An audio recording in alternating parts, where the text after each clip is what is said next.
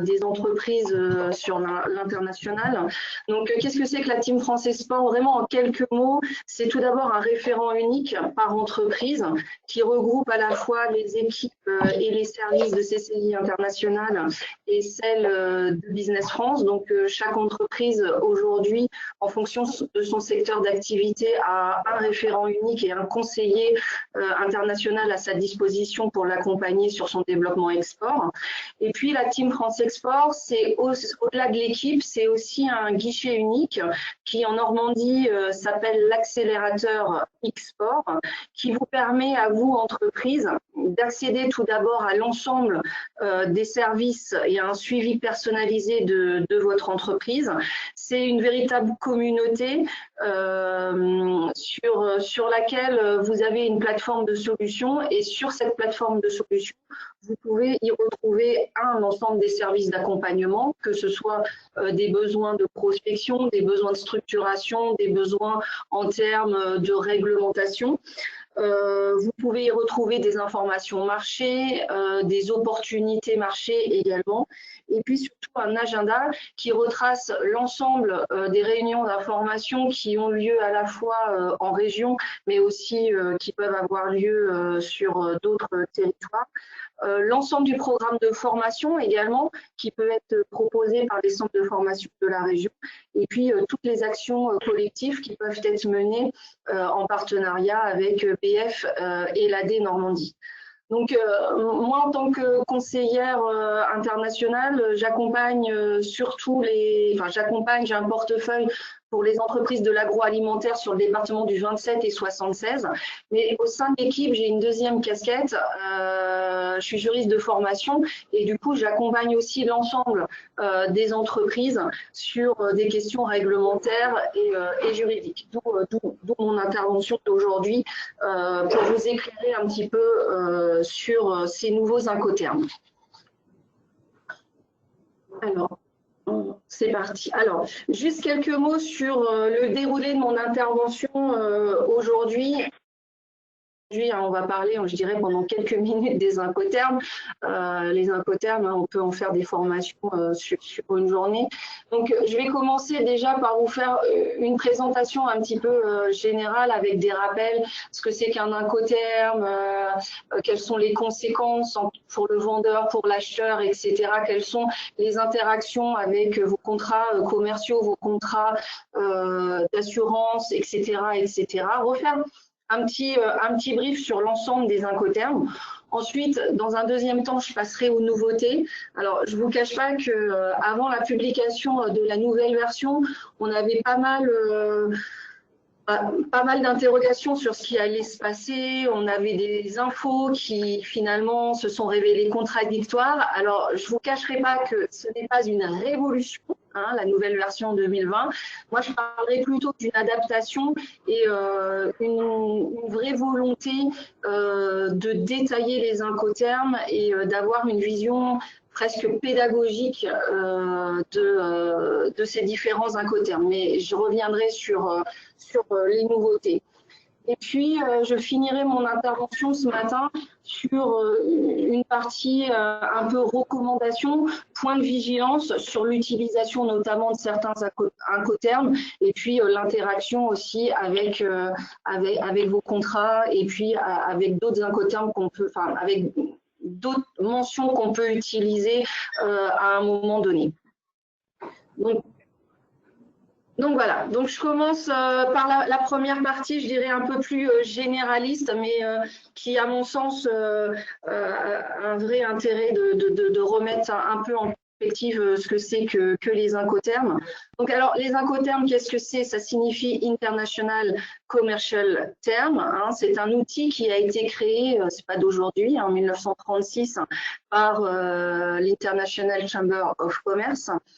Les incoterms sont révisés assez régulièrement afin de prendre en compte évidemment les évolutions du commerce international avec cette nouvelle version 2020 qui est applicable depuis le 1er janvier de cette année.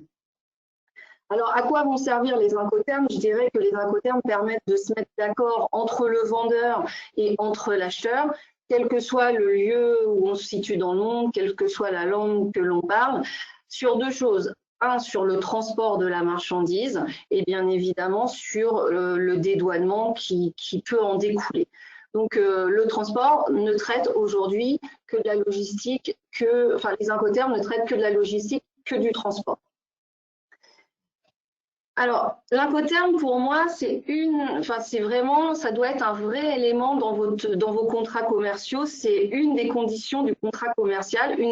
Je dirais, c'est une clause parmi d'autres clauses essentielles qu'on peut retrouver dans les contrats commerciaux, là où on va retrouver des clauses sur le prix, sur les délais, sur vos modalités de paiement, sur vos garanties, sur les ruptures de contrat, sur qui fait quoi dans l'opération commerciale. Sur vos produits, etc. L'Incoterm, il doit figurer au même titre que ces clauses essentielles dans les contrats, il doit figurer soit dans vos contrats commerciaux, soit dans vos conditions générales de vente. C'est vraiment, il doit être partie intégrante vraiment de vos contrats. À quoi il va servir? Il va servir à répartir, j'y reviendrai un peu plus tard, les obligations et les droits des deux parties tout au long de la chaîne de transport, effectivement, entre le vendeur qui est l'expéditeur et entre l'acheteur qui va être le destinataire. Alors, les Incoterms ne sont pas obligatoires. On n'est pas obligé d'utiliser les Incoterms si on ne le souhaite pas. Par contre, effectivement, c'est quand même fortement conseillé et recommandé afin de sécuriser l'ensemble de vos opérations de logistique et vos opérations d'échange de biens. Parce que en cas d'avarie, moi, je suis juriste, donc même pour d'autres cas de figure, je dis toujours, tant que tout va bien, tout va bien. Mais effectivement, dès qu'il y a une avarie, dès qu'on a un petit souci avec son partenaire commercial, c'est à ce moment-là que chacun se replie sur soi-même et puis après on part dans des discussions pour savoir qui est responsable de quoi. Donc même si les Incoterms ne sont pas obligatoires, ils sont fortement conseillés parce qu'à partir du moment où ils apparaissent dans vos contrats commerciaux et qu'on a bien défini les choses en termes d'Incoterms sur le lieu de la livraison, de la destination, etc., etc., et que le partenaire est d'accord, on ne pourra pas revenir en arrière et on saura précisément qui était responsable de quoi. Alors, les Incoterms, ils peuvent être utilisés à quelle occasion? Ben, évidemment, pour des opérations à l'international, hein, sur le grand export. Évidemment, également pour des opérations communautaires, hein, pour toutes les entreprises qui travaillent à l'intérieur de l'Union européenne. Mais les Incoterms peuvent apparaître également dans vos contrats pour des opérations nationales. L'Incoterm, lui, gère l'opération de logistique et de transport, donc il est tout à fait possible de l'utiliser même sur une opération de logistique sur le territoire national. Les avaries arrivent aussi sur le territoire national et ça permet de bien définir les responsabilités de chacun entre le point de départ et le point d'arrivée de la marchandise. Donc depuis le 1er janvier 2020 est donc entrée en vigueur cette nouvelle version. Alors, tout comme je disais tout à l'heure qu'il n'y a pas obligation d'utiliser les Incoterms, il faut savoir que les différentes versions des Incoterms coexistent.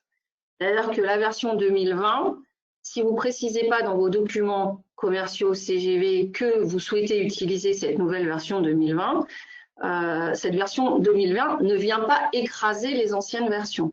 Il est possible que certaines entreprises utilisent des versions antérieures, la version 2010, la version 2000, peu importe, à partir du moment où ça a été accepté par les deux parties, on se référera à la version qui aurait été définie dans la relation commerciale entre les deux partenaires. Donc ça, c'est important à savoir.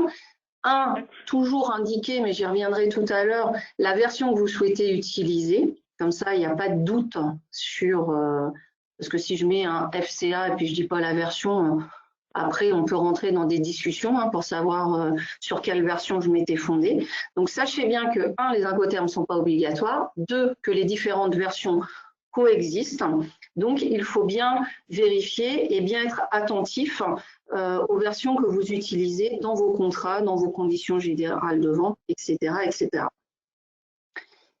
Et en cas d'avarie, si vous n'avez pas mis à jour vos documents, on appliquera effectivement la version qui aura été définie dans les documents, même si c'est une version antérieure.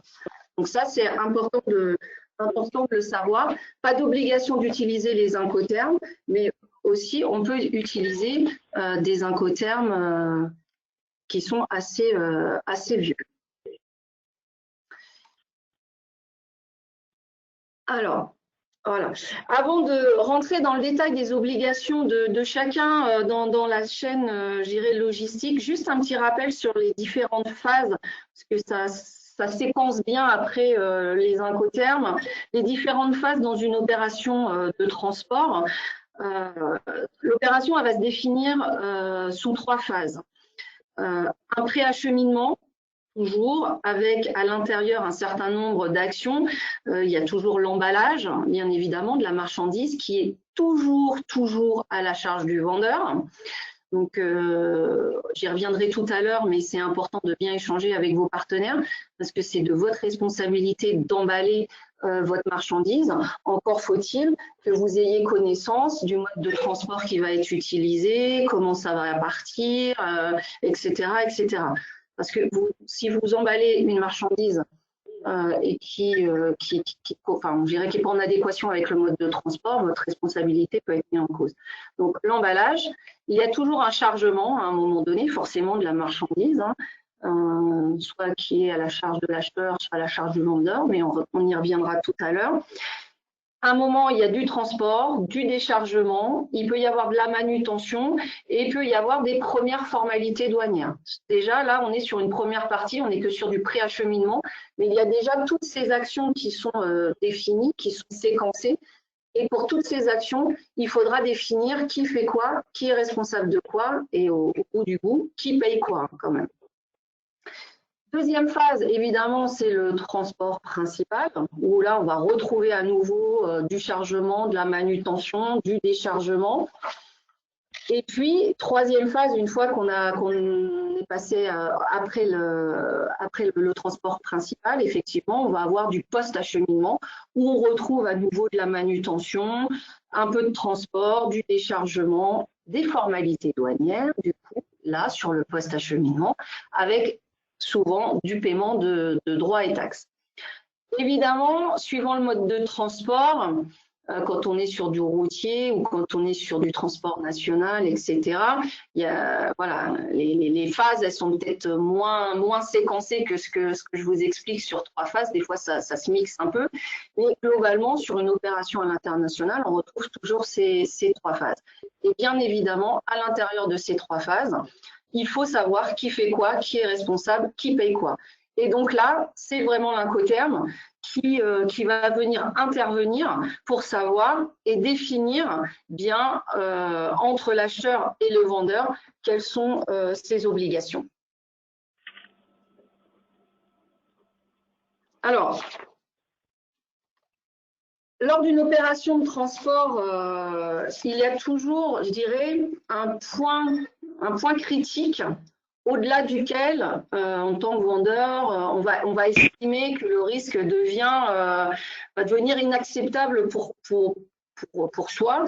Alors, pour plusieurs raisons. Soit on est primo-exportateur et du coup, on maîtrise assez mal les techniques du commerce à l'international. Et du coup, on se dit, voilà, moi, je ne veux pas aller trop loin dans mes responsabilités. Soit on maîtrise, on maîtrise pas du tout les techniques, soit on maîtrise pas les procédures de dédouanement, soit le pays avec lequel on va travailler, il y a beaucoup de risques, etc., etc.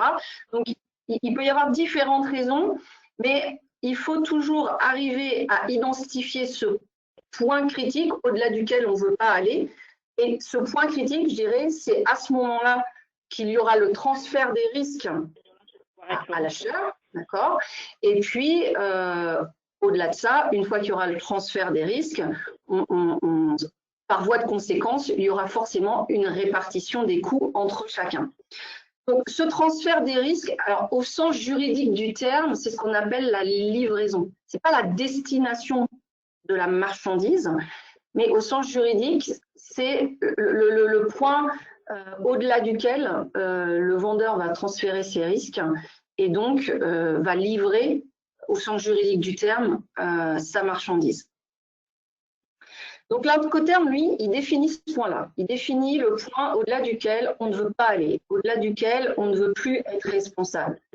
Et bien évidemment, ce point de transfert de risque, ce point de livraison, il peut avoir lieu assez tôt dans la chaîne logistique. Il y a encore beaucoup d'entreprises qui vendent départ usine. Donc là, on voit très bien que départ usine, le transfert des risques, il est tout de suite et du coup, on s'occupe de rien derrière, mais ça peut avoir des conséquences. Je vais y revenir tout à l'heure. Ça peut être la frontière ou alors ça peut être bien au-delà de la frontière parce qu'on maîtrise très très bien les techniques du commerce international, les procédures douanières, on a des partenaires sur place, etc. Et du coup, on offre un service global à son acheteur et puis on le livre directement chez lui. Donc on voit bien sur cette chaîne logistique que ce point critique de transfert des risques, il peut bouger, il peut avoir lieu. Donc, on voit bien à ce moment-là que la fonction principale de l'Incoterm, c'est de définir le moment de la livraison. L'Incoterm, il va avoir par voie de conséquence des fonctions secondaires, parce qu'à partir du moment où on aura défini le lieu de la livraison, de ce point de transfert des risques, ça va avoir des conséquences parce qu'on saura qui est responsable s'il faut obtenir un certificat d'exportation, un certificat d'importation, qui gère les assurances, au niveau de l'emballage, qui est responsable, etc., etc. Qui va payer aussi les contrôles, des fois de conformité à mon embarquement ou à l'arrivée sur place. Et puis, par contre, il y a toujours un devoir d'information du vendeur, quand bien même il vend des parts usines. Il faut quand même avoir en tête que le vendeur doit toujours donner les informations sur la sécurité de ses produits pour pouvoir assurer, je dirais, le transport de la marchandise. Donc, on voit bien là que l'Incoterm, lui, il vient définir ce point de livraison et par voie de conséquence, du coup, les obligations de chacun. Alors, je vous le disais, l'Incoterm définit la répartition des obligations du coup entre le vendeur et l'acheteur au moment de cette livraison qui prend de l'assurance, qui fournit les documents. Il va définir par voie de conséquence la répartition des coûts. Le transfert se fait ce qu'on appelle au lieu de destination qui va être associé à l'Incoterm. Et du coup, l'Incoterm va indiquer les frais qui sont assumés soit par le vendeur, soit par l'acheteur. Je vais y revenir tout à l'heure parce que la version 2020 est venue vraiment détailler tous ces coûts et il y a un petit peu moins de flou entre qui paye quoi dans la chaîne logistique. Il définit la répartition des risques, bien évidemment, jusqu'où le vendeur est responsable des risques encourus par la marchandise. C'est ce qu'on appelle ce transfert des risques. Ce transfert se fait au lieu, effectivement, de livraison. Et ce transfert des risques ne correspond pas toujours au lieu de destination. Si on utilise des Incoterms de départ, on fait ou un départ usine ou un FCA, le transfert des risques est assez tôt. Et puis après, c'est l'acheteur qui est responsable. Mais peut-être en tant que vendeur, on aura une répartition des coûts beaucoup plus loin, mais le transfert des risques se fera assez tôt. Donc, je vais y revenir. Ce que ne définit pas l'Incoterm, et ça c'est important, c'est le transfert de propriété. On parle de transfert de risque, mais pas de transfert de propriété. Donc, il faut être un petit peu vigilant. C'est pour ça que je disais que les Incoterms, ils ont, au-delà de gérer la logistique, ils ont des vraies conséquences sur vos autres contrats, et notamment le contrat commercial. À quel moment vous avez décidé de transférer la propriété de la marchandise à votre partenaire? Ça, soit c'est réglé par une clause de réserve de propriété dans vos contrats, c'est-à-dire que vous estimez que au paiement total du prix, par exemple, vous transférez la propriété. Donc, suivant les incoterms que vous utilisez, vous pouvez avoir un transfert de risque à l'acheteur assez tôt, mais peut-être que vous êtes encore propriétaire de la marchandise, alors qu'il voyage sous la responsabilité de votre acheteur. Donc, il faut bien avoir tout ça en tête. Inversement, si rien n'est prévu dans vos contrats, il faut savoir qu'en droit français, par exemple, le transfert de propriété se fait dès qu'on est d'accord sur la chose et le prix vendu. Donc, à partir du moment où vous avez envoyé un devis, que le devis est signé, juridiquement parlant, le transfert de propriété se fait déjà, même si vous n'êtes pas payé. Donc voilà, il faut appréhender tout ça, parce que des fois, on peut être aussi responsable d'une marchandise dont on est payé de cette marchandise. Donc, il faut bien avoir toutes ces conséquences et ces interactions en tête. Bien évidemment, il ne traite pas du droit applicable, il ne traite pas du paiement, des moyens de paiement, etc. Tout ça, c'est les clauses essentielles de vos contrats où ça doit être géré dans vos conditions générales de vente, mais l'Incoterm, lui, ne traite pas ces aspects-là. L'Incoterm ne va pas remplacer votre contrat commercial, hein, bien évidemment, et attention, les Incoterms ne sont pas une convention internationale. Donc, ça sera, comme je le disais tout à l'heure, ils ne vont s'appliquer que si on a décidé entre l'acheteur et le vendeur de les faire appliquer. Hein, c'est express. Si vous ne l'indiquez pas, l'Incoterm ne viendra pas s'appliquer à une situation particulière. Donc, les Incoterms ne sont pas obligatoires, rien n'impose de les utiliser, mais évidemment, je vous disais tout à l'heure, hein, il faut quand même clairement, c'est clairement conseillé pour éviter après tout litige et toute interprétation de la situation en cas de litige. Et je vous le disais, hein, bien veiller à la cohérence avec l'ensemble de vos autres contrats. Alors, on va rentrer un petit peu plus dans le vif du sujet de la version 2020. Alors, il existe toujours 11 Incoterms. Donc, il y a eu beaucoup de spéculations sur la version 2020 avec suppression de certains Incoterms, introduction d'autres, etc.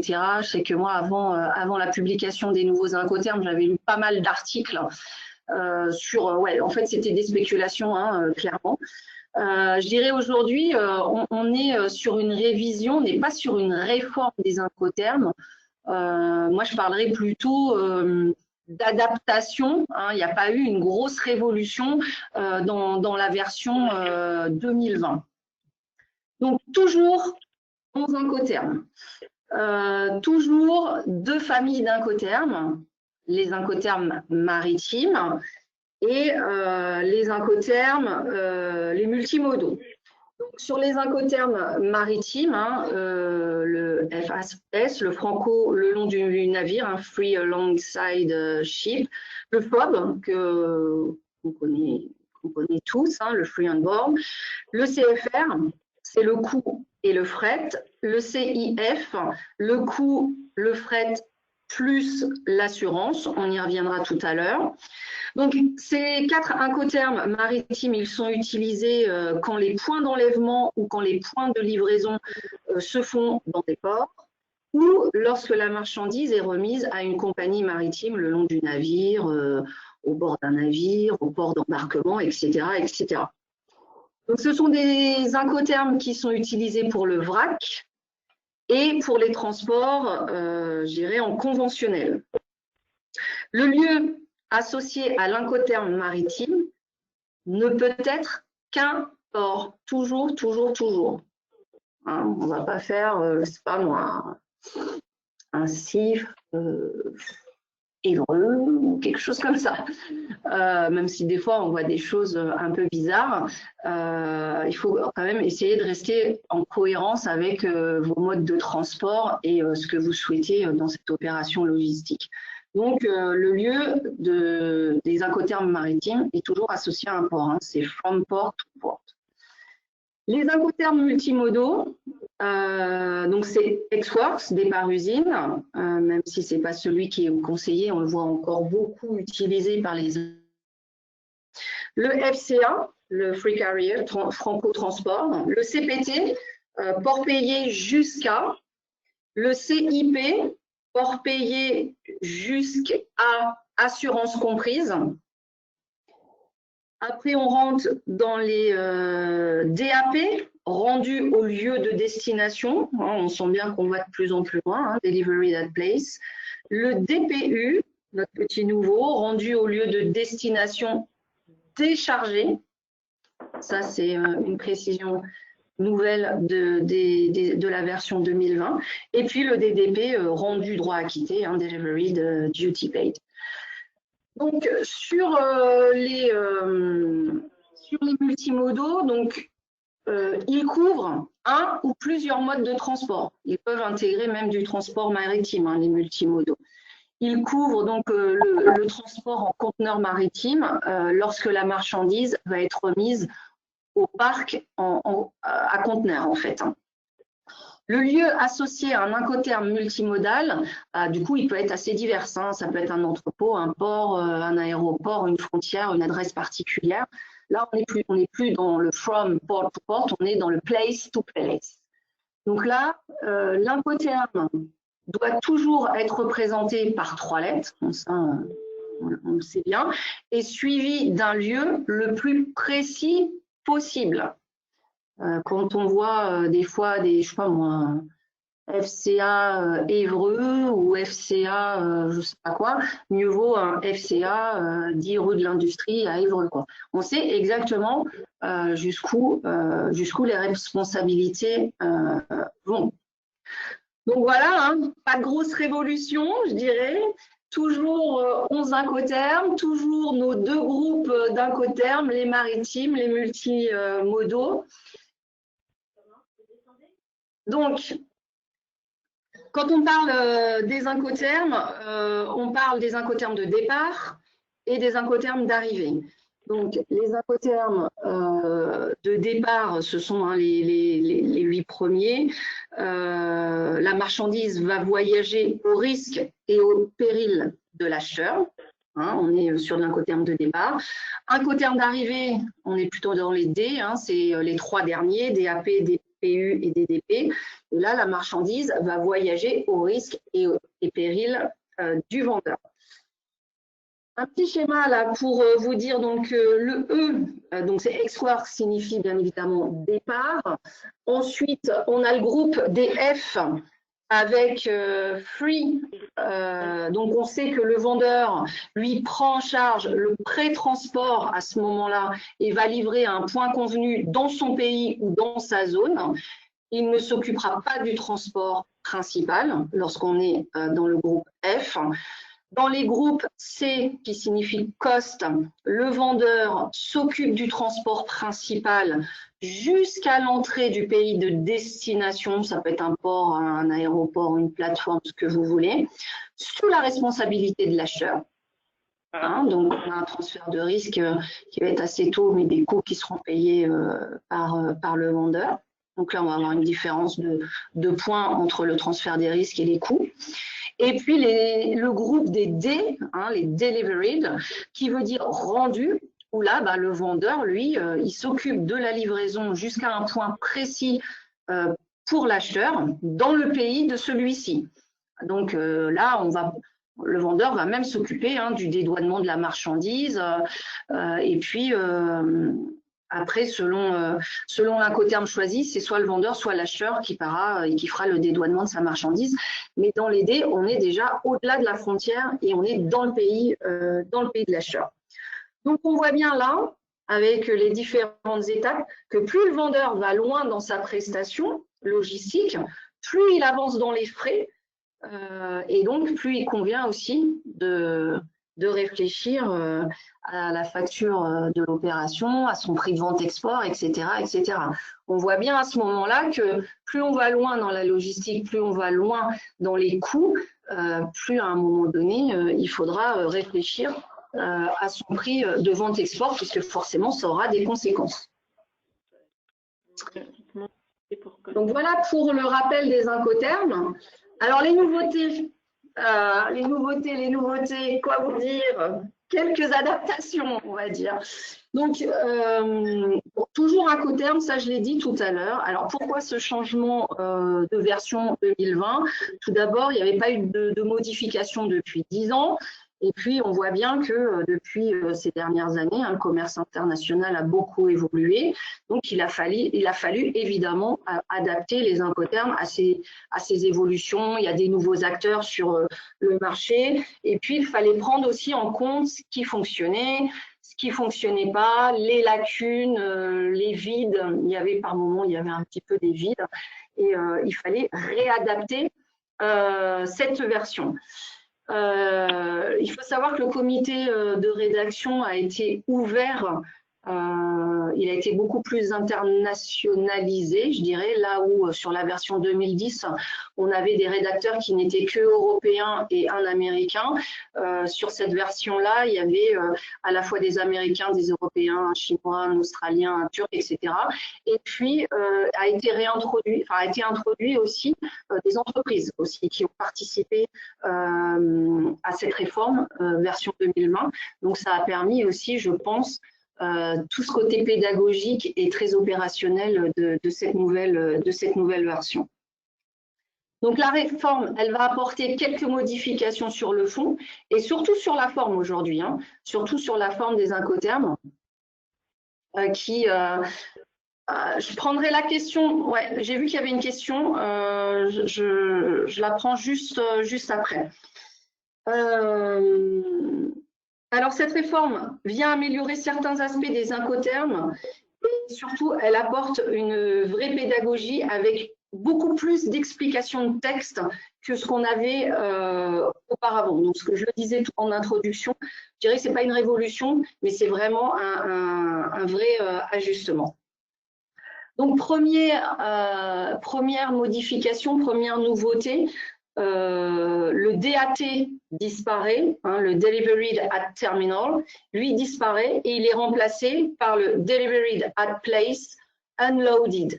Qu'est-ce que ça veut dire? C'est-à-dire que le lieu de destination peut être n'importe quel lieu aujourd'hui et pas uniquement un terminal.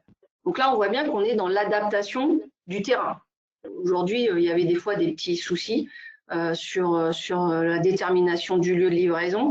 Donc aujourd'hui, on a modifié le lieu de destination peut être n'importe quel lieu.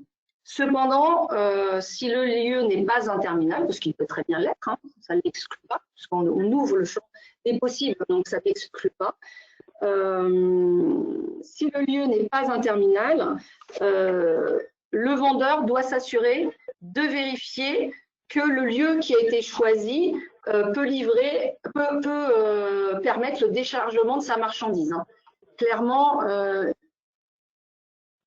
vous m'entendez toujours? Oui. Oui. Oui? Ok. Il faut effectivement s'assurer qu'on puisse décharger la marchandise. Donc, le DPU, le vendeur va livrer sa marchandise au lieu convenu, transférer les risques à l'acheteur une fois que la marchandise sera déchargée. Donc, c'est précis. Oui, je vois ça. Moi aussi, j'ai une image figée sur… je vais essayer de relancer ma caméra, si elle veut bien. Tac, tac. Voilà, ça a l'air d'être parti sur la vidéo. Oui, parfait. Donc, je disais, le DPU, transfert de risque après le déchargement de la marchandise. Donc, qu'est-ce que ça veut dire? C'est égal au DAP, livré sur place, plus le déchargement. Donc là, on voit bien que on voit où on veut mettre sa responsabilité. Décharger, pas décharger. On a la possibilité, on a 2 incoterms qui nous permettent de transférer les risques avant le déchargement ou après. Deuxième changement, c'est tout ce qui concerne les assurances. Il y a eu une précision concernant les obligations d'assurance avec les incoterms. Donc, concernant les assurances transport, les incoterms 2020 font aujourd'hui une différence en matière de couverture. L'incoterm CIP impose, là c'est une obligation, une assurance tout risque. Si on utilise le CIP comme incoterm, on est obligé de prendre une assurance tout risque, alors que le CIF exige une couverture à minima. Donc là, on voit bien que suivant ce qu'on veut, ce qu'on transporte, etc., les modes de transport, soit on est sur de l'assurance minimale avec le CIF et une assurance tout risque est obligatoire sur le CIP. Alors les raisons de ce changement, c'est que le CIF est plutôt utilisé pour le vrac et le CIP plutôt pour des produits manufacturés en multimodal. Mais ce changement permet en fait aux opérateurs d'avoir une souplesse en ce qui concerne le transport et en fonction du type de marchandises qu'ils transportent. Concernant les assurances, on voit qu'il y a les autres incoterms ne parlent pas d'assurance. C'est quand même une question qu'il faut se poser, même si on utilise des incoterms qui n'obligent pas à avoir une assurance. Il faut savoir quand même que la marchandise n'est pas forcément assurée à sa valeur marchande, je dirais. Les remboursements, notamment sur les transports routiers, sont assez faibles. Donc, c'est quand même une question au-delà d'utiliser le bon incoterm, est-ce que j'ai un incoterm où il y a une assurance, etc. C'est quand même des questions à se poser dans les relations à l'international au moment où vous avez une opération de transport pour vos marchandises. Il faut quand même toujours regarder à quelle hauteur est assurée vos marchandises. Mais ça, c'est une autre question. On pourra y revenir si vous le souhaitez. L'option du FCA aujourd'hui, alors il y a une nouvelle version, enfin une nouvelle version, on va dire qu'elle a été adaptée, puisqu'il y a une option qui est aujourd'hui possible, c'est de demander le connaissement à bord. Donc, une option en cas souvent de paiement via une sécurité bancaire, souvent quand on utilise des crédits documentaires ou des choses comme ça, l'acheteur et le vendeur peuvent convenir que l'acheteur doit donner instruction à son transporteur de fournir au vendeur le connaissement à bord avec une mention vraiment de mise à bord de la marchandise. Pourquoi on fait ça? Parce que quand on a un crédoc et qu'on a des incoterms où le transfert de risque se fait assez tôt, du coup, le vendeur, il n'a pas forcément accès à l'information de quand la marchandise est mis à bord du transport principal, et du coup ça a une forte incidence sur les crédits documentaires et sur les documents que le vendeur doit fournir à sa banque pour que l'acheteur puisse être payé en retour sur le crédit documentaire. Donc on voit bien là, du coup on a adapté un incoterm où le transfert de risque se fait assez tôt, mais du coup l'acheteur peut imposer à son transporteur de donner le document à son vendeur de la mise à bord de la marchandise, et du coup ça facilite le transfert et le paiement de l'achat. Quatrième, je dirais, évolution, c'est tout ce qui concerne les moyens de transport propres à l'acheteur et au vendeur. C'est là où on voit clairement qu'on est dans l'adaptation du terrain. C'est possible d'utiliser ses propres moyens de transport pour les FCA, le DAP, le DPU, le DDP, même pour l'Ex-Works, s'il y a besoin de bouger un petit peu la marchandise. Donc, l'Incoterm 2010, je dirais sur les versions antérieures, il était vraiment pour acquis, il était acquis que les marchandises étaient forcément transportées par une tierce personne. Donc, en fait, tout était rédigé comme ça. Et ça laissait du coup un petit souci parce que les règles ne permettaient pas ni à l'acheteur ni au vendeur de pouvoir utiliser ses propres camions, ses propres moyens de transport pour faire une opération. Aujourd'hui, avec la version 2020, c'est possible. L'acheteur, comme le vendeur, peut utiliser ses propres camions, je dirais, ou enfin sa propre flotte, pour pouvoir acheminer la marchandise. Et du coup, par voie de conséquence, on a un vrai transfert des risques, on a une vraie interprétation de l'Incoterm, tout en précisant qu'on utilise son propre moyen de transport. Ce n'était pas le cas avant, et ça posait quand même un certain nombre de soucis de cas d'avarie, parce qu'on n'était pas bien calé par rapport aux Incoterms utilisés. Dernière nouveauté, je dirais que c'est vraiment les notes explicatives. Là, on est vraiment dans la pédagogie, dans l'explication, dans l'interprétation des Incoterms. Donc là, l'objectif de cette version 2020, ça a été vraiment de rendre les règles de plus en plus compréhensibles pour une meilleure utilisation. Donc, on voit bien que la version 2020 est venue introduire des instructions qui sont vraiment détaillées pour chaque Incoterm, ce qui permet effectivement de faire un choix beaucoup plus adéquat. Donc, les notes explicatives, toutes ces instructions détaillées viennent fournir un certain nombre de détails, même sur les articulations avec vos autres contrats, les contrats commerciaux, d'assurance, de transport, les financements, etc. On aborde ces questions-là dans les notes explicatives. Il y a une vraie clarification des coûts, c'est ce que je vous disais tout à l'heure. L'objectif, c'était vraiment d'établir une liste exhaustive des coûts qui interviennent dans une opération de transport avec une vraie répartition entre l'acheteur et le vendeur. Aujourd'hui, si vous achetez le petit guide des Incoterms 2020, les coûts sont regroupés sous les lignes A9 et B9. Donc, on a un vrai détail et ils ont essayé d'être assez exhaustifs sur l'ensemble des coûts à répartir. Et puis, il y a une vraie montée en puissance, je dirais, je finirai là-dessus, une vraie montée en puissance de la problématique sécurité, des procédures de transport. Et du coup, les Incoterms de 2020 placent vraiment cette sécurité et cette sûreté au premier plan dans chaque Incoterm, et on les retrouve à chaque fois au point A4 et A7 avec les coûts y afférents. Donc ça, c'est toutes les évolutions qu'on peut connaître depuis les attentats. Voilà, on est vraiment dans cette démarche de sûreté-sécurité, même au niveau douanier. Et ça, on le retrouve aujourd'hui dans les Incoterms. C'est là où je vous dis, c'est pas une vraie révolution, mais on est vraiment dans l'adaptation et dans la pédagogie pour améliorer l'utilisation. Donc voilà les nouveautés. Je vous disais, c'est pas révolutionnaire, on est plutôt dans l'adaptation des choses. Alors, un petit tableau qui reprend donc l'ensemble des 11 Incoterms avec les nouveaux Incoterms. Et puis, vous pouvez voir effectivement le FCA avec ses deux options, avec des petites flèches bleues là où il y a le transfert de risque, les petites flèches orange là où on voit qui paye quoi.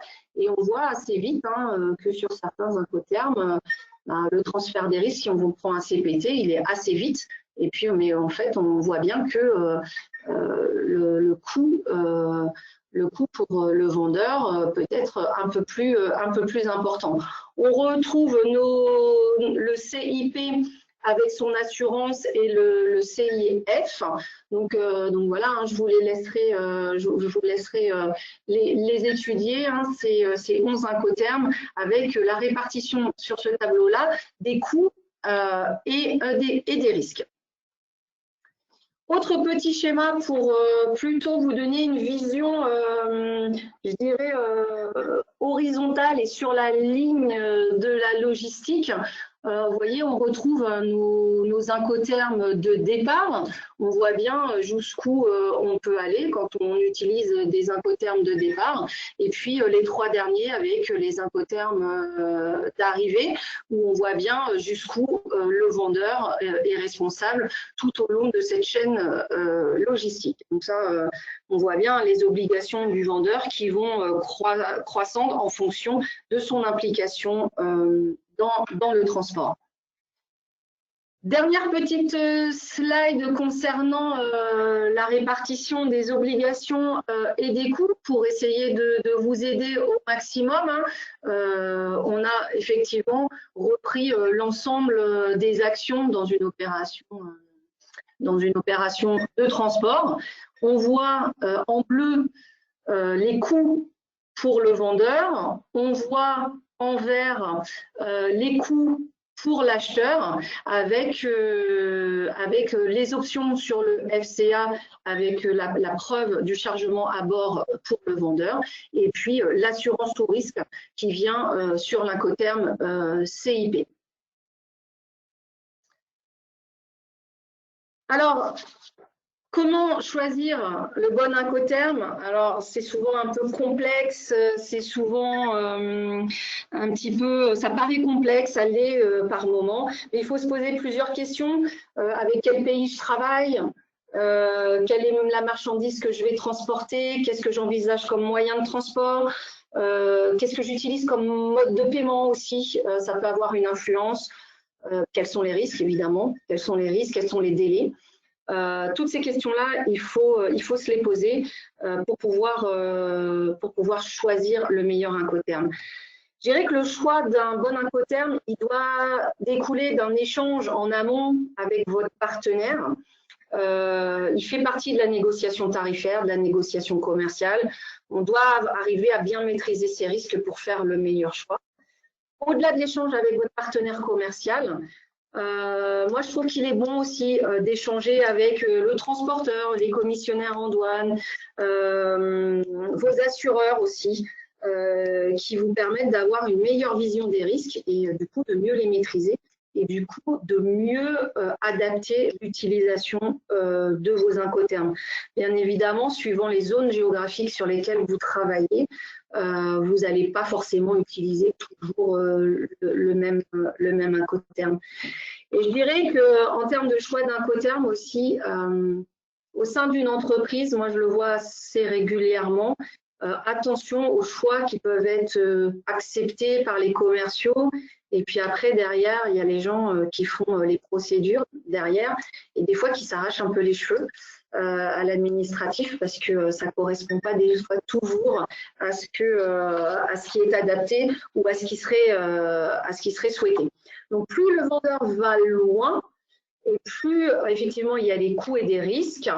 Toute la subtilité, je dirais, de la négociation, c'est pas dépasser le point du risque inacceptable, hein, que je veux pas, au-delà duquel je veux pas aller. Ce qu'on voit de notre côté, au sein de toutes les questions ou toutes les relations qu'on peut avoir avec vous, les entreprises, ce qu'on observe, c'est que quand on est plutôt dans des opérations d'Union européenne, on voit souvent le FCA qui est utilisé, le CPT, le CIP ou le DAP, ça vraiment sur de l'intra-communautaire. Et je dirais que sur le grand export, ce qu'on voit surtout, c'est FCA, CPT, CIP, un peu plus rarement, effectivement, les Incoterms d'arrivée, parce que ça signifie quand même qu'on gère une partie du dédouanement à l'arrivée, et du coup, c'est des fois un tout petit peu compliqué. Alors, pour conclure, je dirais quelques recommandations ou points de vigilance. L'Ex-Works, quoi dire sur le départ usine? Pour moi, il est à bannir, mais on se rend compte qu'il y a encore beaucoup d'entreprises qui peuvent l'utiliser. Pourquoi il est à bannir? Pour plusieurs raisons. Tout d'abord, vous ne maîtrisez rien du tout, du coup, vous laissez votre marchandise sur le quai et puis on vient le chercher et vous avez accès à aucun document de transport, sauf au bon vouloir de votre partenaire ou du transporteur qui vous renvoie un certain nombre de documents. Pourquoi? Lorsque l'on vend en intracommunautaire ou même lorsqu'on vend au grand export, vous facturez toujours hors taxe. Il faut savoir qu'en droit fiscal, pour être autorisé à facturer hors taxe, il faut que vous ayez la preuve que votre marchandise est sortie du territoire français. Et sur le grand export, bon, ça c'est quand on est en Union européenne, hein, et sur le grand export, il faut que vous ayez la preuve que la marchandise est sortie du territoire communautaire. Quand vous vendez ex-works, vous n'avez pas accès à cette information, sauf à la demander au transporteur, la demander à votre partenaire, et c'est simplement au bon vouloir de chacun de pouvoir récupérer les preuves. Ça se fait, hein, parce que moi j'ai beaucoup d'entreprises qui me disent « Non, il n'y a pas de problème, j'arrive à les récupérer ». C'est vrai que ça se fait, il n'y a pas de souci. Mais juridiquement parlant, vous avez quand même un souci pour récupérer un certain nombre de documents dont vous avez besoin pour justifier de la facturation hors taxe. Sachez aussi que cette justification de sortie de territoire a été renforcée depuis le 1er janvier. Alors, je ne suis pas là pour faire un cours fiscal, mais je passe quand même l'information. Depuis le 1er janvier, pour pouvoir justifier de la sortie de la marchandise du territoire, il faut avoir plusieurs éléments de preuve. Si c'est le vendeur qui gère le transport, il faut qu'il ait au moins deux preuves qui sont distinctes l'une de l'autre. Par exemple, une CMR et une police d'assurance, par exemple. Voilà, deux documents qui vous permettent de prouver que la marchandise elle est bien sortie du territoire. Et puis, si c'est l'acheteur qui gère le transport, il faut lui faire remplir une déclaration de prise en charge de la marchandise et toujours deux éléments de preuve qui vous apportent la preuve qu'effectivement la marchandise est bien sortie du territoire. Donc ça c'est important parce que ça c'est des choses qui ont été renforcées depuis le 1er janvier. Et donc sur cet Incoterm ex-works, ça pose un vrai souci. Deuxième petit souci sur l'ex-works, souvent vous faites du ex-works, mais vous chargez la marchandise. Et du coup, il peut y avoir une avarie à ce moment-là, et en fait, vous avez fait tomber la palette, mais c'est quand même l'acheteur qui est responsable, donc ça peut poser un petit souci avec votre partenaire. Moi, ce que je vous conseille, même si vous utilisez le ex-works, donc c'est chargé aux frais et au risque du vendeur, ou alors vraiment de le préciser, que vous faites un ex-works, mais que vous chargerez quand même la marchandise à vos risques, ou alors vous laissez complètement l'acheteur le faire, et si c'est l'acheteur qui le fait, il ne faut pas y toucher. Mais c'est compliqué parce que je sais que quand les transporteurs ils viennent, ils ne cherchent pas leur camion. Donc attention à l'ex-works. Deuxième point de vigilance, c'est le FOB américain. Lorsque vous avez un partenaire commercial que vous travaillez avec les États-Unis, encore aujourd'hui, on a une vraie utilisation, ce qu'on appelle du FOB américain. Et du coup, qui n'est pas le même FOB qui est utilisé dans la version 2020. Le FOB américain reste encore beaucoup, et ce dernier n'est pas aussi précis en termes de transfert de frais et de transfert de risque. Donc attention, utilisez bien ou indiquez bien que c'est la version des Incoterm 2020 et pas le FOB américain que vous souhaitez utiliser. Attention également à ce qu'on appelle les usages, dans les usages portuaires, ce qu'on appelle les line terms. Il y a les frais de chargement et déchargement, notamment dans le secteur aérien ou maritime. Il y a certains usages qui peuvent mettre à mal un certain nombre de règles des Incoterm. Donc, quand vous faites une cotation, toujours demander quels sont les frais qui sont pris dans le fret, dans ce chargement et déchargement pour être bien en adéquation et bien sûr de ce qui est inclus. Parce que des fois, on peut avoir des usages qui vont venir perturber un peu les règles des Incoterm. Bien évidemment, vérifiez vos contrats. Je vous le disais tout à l'heure, l'Incoterm n'est pas obligatoire, voilà, d'application volontaire, etc. Et du coup, on est vraiment, il faut vraiment faire attention que vos contrats n'incluent pas des dispositions qui seraient contraires aux règles de l'Incoterm que vous avez choisi. Parce que du coup, le contrat, c'est la loi des parties et c'est le contrat qui fera foi en cas de doute plutôt que l'Incoterm qui aura été choisi. Essayez de mettre en adéquation les deux. Et effectivement, il y a le transfert de propriété aussi, ça on l'a dit déjà tout à l'heure. Il n'est pas du tout géré par l'Incoterm, mais il faut quand même bien le rappeler. Il faut le gérer dans vos contrats et ne pas laisser l'Incoterm le gérer. Bon, la version, je ne reviens pas dessus, hein, la version des Incoterm, je vous disais, plusieurs versions perdurent. Là, on est au début de l'application de la version 2020, donc vérifiez quand même que dans les opérations que vous menez depuis le mois de janvier, quels sont les Incoterm que vous utilisez. Est-ce que vous êtes resté sur la version 2010 ou est-ce que vous êtes déjà passé sur la version 2020? Parce que de toute façon, si vous avez laissé la version 2010, c'est celle-ci qui s'appliquera en cas d'avarie. Donc, si on se résume, à quoi ça sert? Bien, à trouver qui paye quoi et jusqu'où, qui choisit le transport, qui prend les risques et jusqu'où, qui va gérer les documents d'importation et d'exportation. Donc, la mention à inscrire, je vous la rappelle, hein, c'est Incoterm.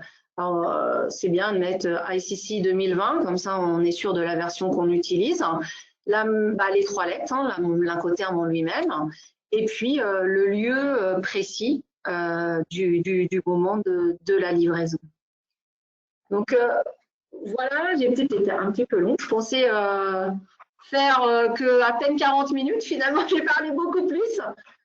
Vous avez peut-être des questions? Mais on voit bien que cette version 2020, elle est plutôt été là pour vraiment s'adapter aux lacunes qui pouvaient exister sur les versions antérieures. Et elle a un vrai. On n'est pas vraiment dans une réforme, on est plutôt dans, je dirais plutôt dans de la pédagogie pour améliorer le fonctionnement de ces Incoterm. Géraldine, on a une première question sur le chat. Oui. Sur le chat, on a une première question. Je ne sais pas si tu avais vu. Oui, c'était la mienne. Très vite, je ne cache pas. Il n'y a pas de souci, je l'avais bien mis pour que ce soit répondu en fin de présentation. C'est plus par rapport au maritime, parce que donc on voit que le maritime est inclus dans les 2 familles d'Incoterm, mais comment savoir quelle famille on sélectionne en fait pour choisir son Incoterm en fait? Est-ce qu'on, parce que moi ça m'arrive de faire du grand export en maritime, est-ce que je vais choisir la famille maritime pure ou est-ce que je vais choisir celle qui comprend tout mode de transport? Comment choisir? Ça va dépendre de la manière dont on l'envoie ou transport conventionnel. Donc là, on fera plutôt un choix. Et puis, s'il y a d'autres modes de transport qui sont associés, du coup, ça va plutôt dépendre de ça. Et le vrac, ce serait plutôt dans le transport maritime pur ou dans tout mode de transport? Le vrac maritime pur.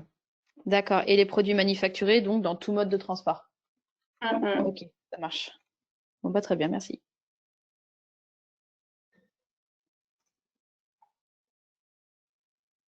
Après, je vous dis, même en multimodal, on peut avoir du transport maritime. Donc, bon, après. Oui, mais dans la mesure où je fais que du produit manufacturé, a priori. Comment? Ça peut aussi peut-être des fois dépendre du partenaire. Oui, je me dis déjà dans la mesure où je ne fais que du produit manufacturé, a priori, je vais plutôt partir sur le mode de transport. Ouais, d'accord. Est-ce qu'il y a d'autres questions? C'était extrêmement clair. Alors, pour ceux qui le souhaitent, recevoir au niveau de la chambre de commerce, on avait commandé des guides qu'on peut. On vend des guides Incoterm 2020, si vous le souhaitez, pour avoir effectivement la dernière version, vous pouvez la commander auprès de la chambre de commerce. Vous avez mes coordonnées, hein, donc si vous m'envoyez un petit message, je vous enverrai un bon de commande et puis vous pouvez commander la dernière version des Incoterm 2020 pour vous en inspirer. Et puis il y a des formations aussi, hein, beaucoup de formations d'une journée. L'intérêt de faire les formations, c'est vrai que ça permet aussi de faire des exercices et de travailler les cotations. Et ça permet de voir l'impact que peut avoir un Incoterm sur les frais d'une opération à l'international.